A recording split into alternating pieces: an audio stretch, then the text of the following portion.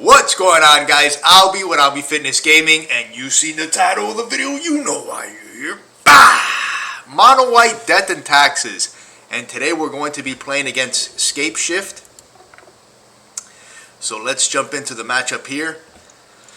So this matchup, it's hit or miss. I wouldn't say this is a good matchup. Some people may think it's a good matchup because we have things like Leon Arbiter, Field of Ruins, Ghost Quarters, but it's not that simple because our deck, if we don't have the right cards like the Aether Vial to start off with, we're not the fastest deck, so it gives them enough time to be able to cast their prime time and do things like this and just ramp.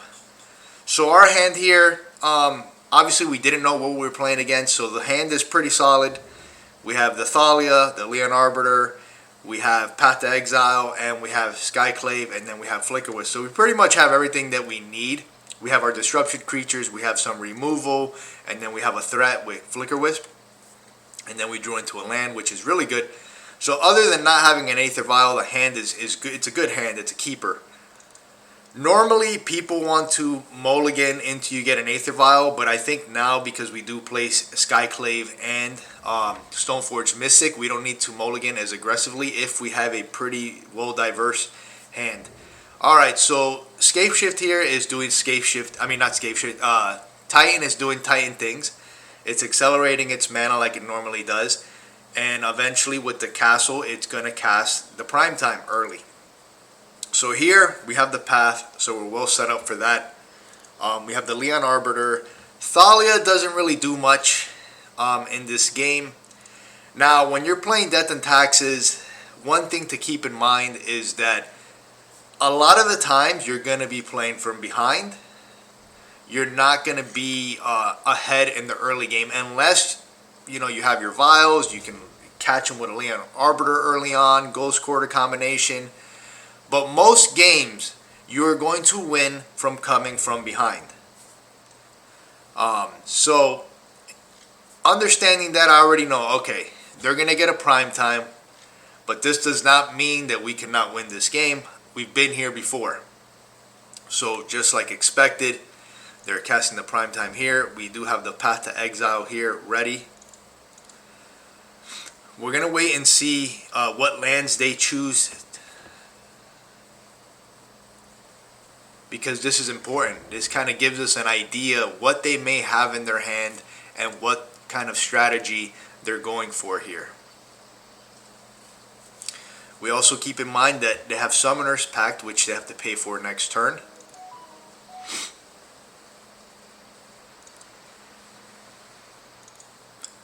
So we don't go for Path here. We're going to hold off. We're going to be patient.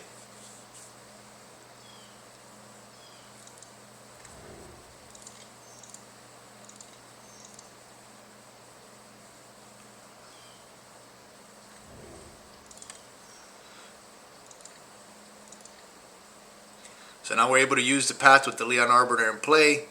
They are not going to get a land.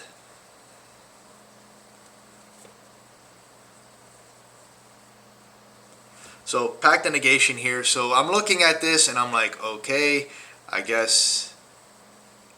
And they scoop.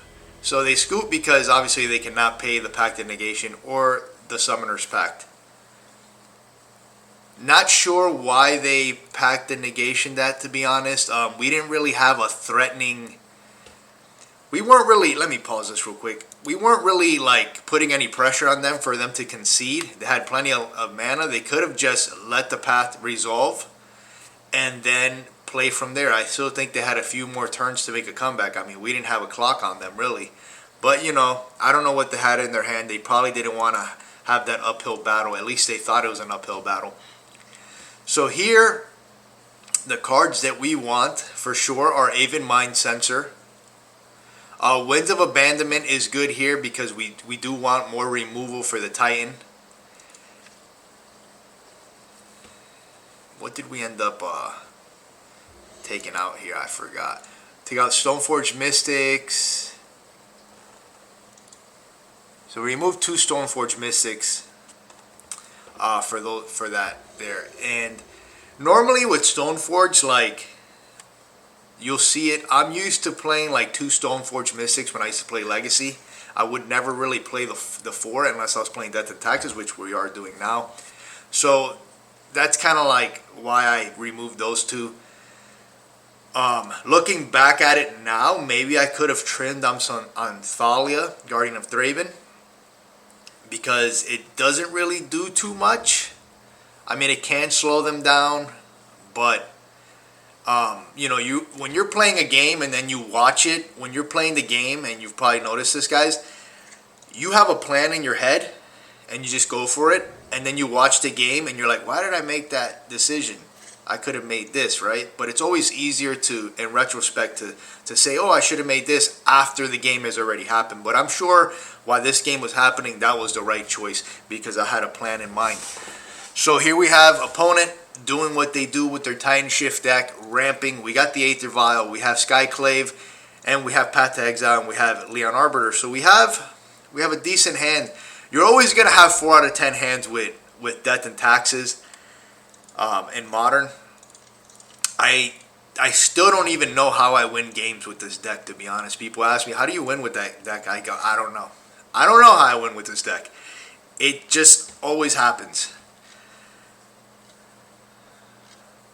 Alright, so Tireless Tracker, not the biggest threat here. Luckily for us, we have a Skyclave, which is a good target, because I would hate to use the Skyclave on something not worth it, because we definitely are saving our Path to Exile for the Titans.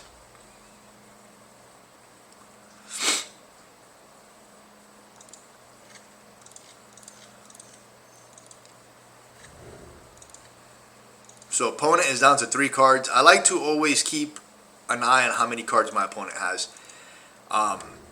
Because when you're playing Death and Taxes, you always you need to make sure that you're using your resources correctly. This deck does not have a lot of card advantage. It does not have a lot of value type cards. So you really have to be careful on if you're overusing some of your resources. You want to make sure you're getting the most out of them.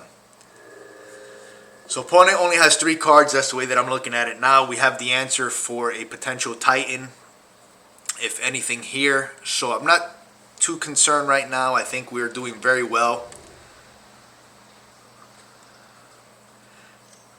They do have an additional card, yep, with the clue token.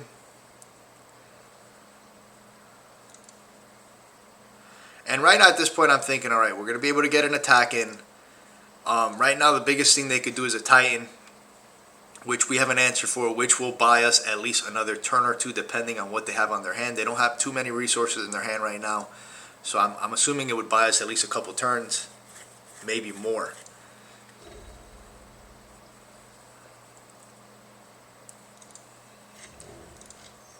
So we're going to crack the Horizon Canopy, see if we can draw it. Now we have another path.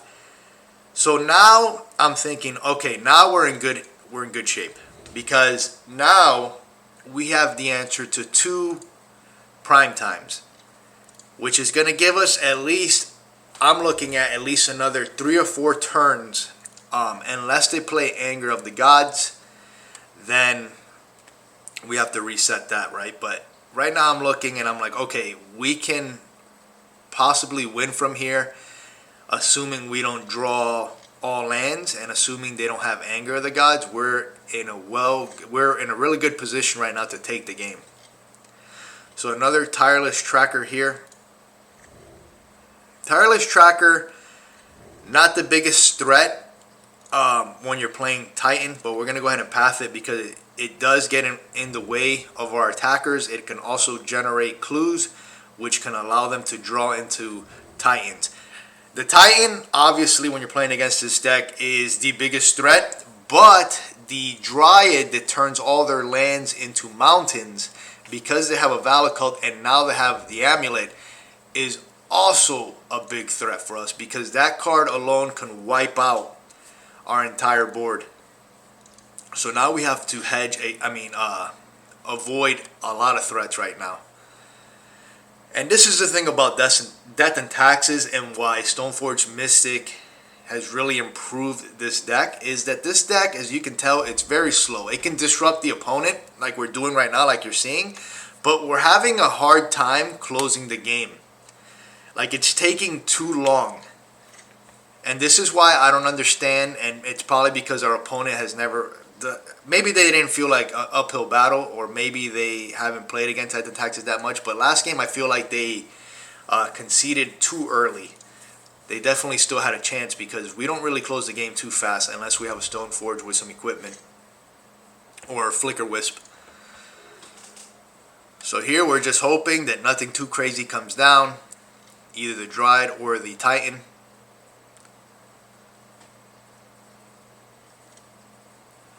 So Castle's being tapped. I'm assuming it's a Titan. Yep. I think I'd rather see the Titan here than the Dryad. Because the Dryad can present some problems since they maintain priority and can play a land. So we're going to path the Titan here.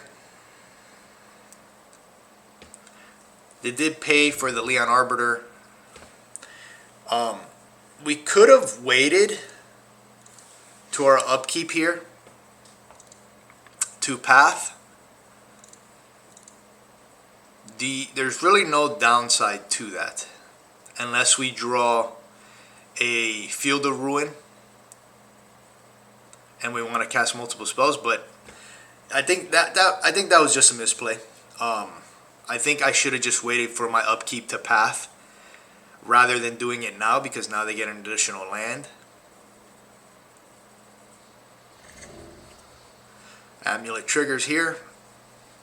They got 2 cards in hand. We just got rid of a Titan.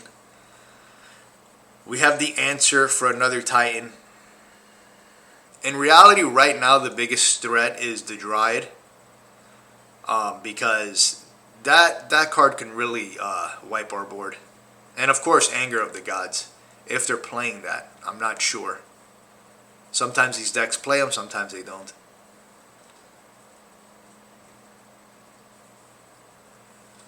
Opponent here thinking they're going to continue buffering their life, which is really good. I mean, again, we're only doing 4 a turn, so gaining 2 is really slowing our clock down. Summoner's Pact. Whenever somebody casts a pact, I always make sure I look at their mana and ask myself, is there any way I can get rid of some of their lands here to prevent them from paying for the pact? In this case, no, they have plenty of mana to pay for it. But that's one thing I always, when I'm playing Death and Taxes and I'm playing against a Scapeshift or Titan deck or any deck that uses any sort of pact, I always look at their mana to make sure. So having said that, it's always good to, if you have Ghost Chorus, Field of Ruins, and you can hold off, just hold on to them, and hopefully they'll run into a situation where they use a pact, and then you can catch them by killing some of their lands that they need. Alright, so Amulet triggers. So they're going to be able to activate the Prime Time here and give it Vigilance and Haste. And he's an 8/6. We have a good life total here.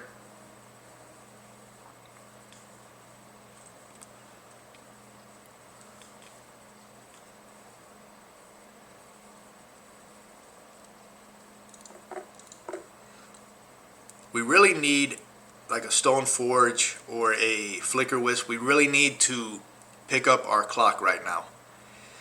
We can handle this Titan, but we are running low on resources and our clock is not the fastest.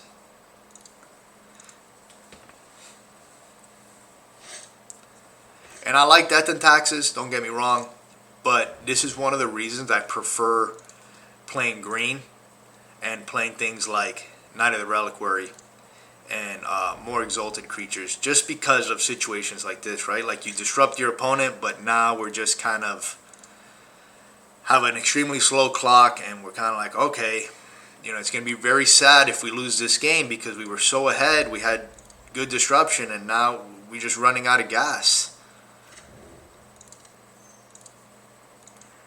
Rising Canopy. Giver of Ruins, not going to do much here.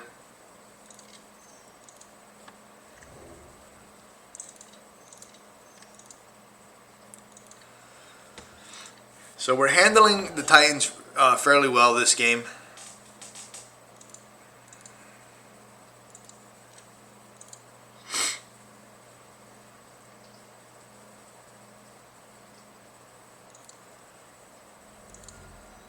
Because of the amulet, if they have bounce lands, they can continue getting those tokens. So here I'm checking. I'm like, how many Titans have I gotten rid of? Okay, so we've gotten rid of 2 Titans, so there's 2 more to go.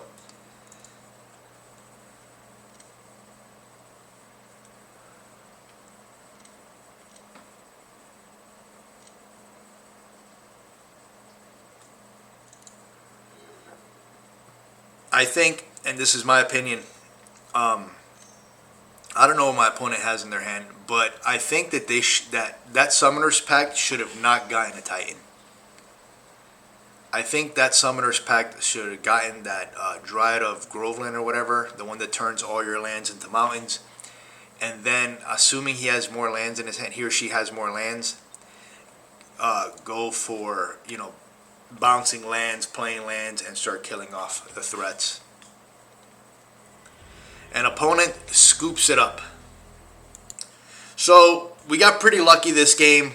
Like I mentioned, I think that the opponent should have got the Dryad and not the Titan. I think the Titan is kind of frail in a situation like this. I mean, yeah, it can end the game, but so can the Dryad.